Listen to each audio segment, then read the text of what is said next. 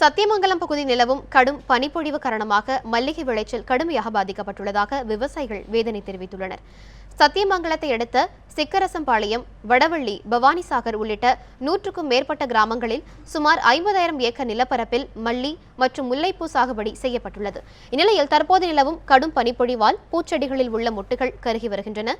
செடிகளில் படரும் பச்சை புழுக்கள் காரணமாக காம்பு அழுகல் நோய் தாக்கமும் அதிகரித்துள்ளது. இதனால் ஏக்கருக்கு 70 கிலோ பூக்கள் பறிக்கப்பட்ட நிலையில் தற்போது 1 கிலோ பூ மட்டுமே கிடைக்கிறது.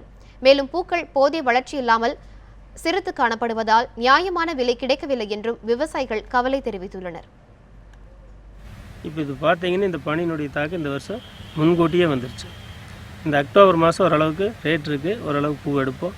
ஆனால் இப்போ பார்த்தா இந்த அக்டோபர்லேயே ரொம்ப பாதிப்பு. நவம்பருங்கும் போது பூவே இருக்காது. இப்போ நவம்பர் வந்தாச்சு, சுத்தமாக பூ இல்லை. செடியில் வர்ற போக்கு இது எல்லாமே ரொம்ப கருகிட்டே போகுது. எந்த மருந்து அடித்தாலும் இன்னும் கேட்குறதும் இல்லை. இதுக்கு என்ன கிளைமேட் தான் மெயினான பாதிப்பு, பனி.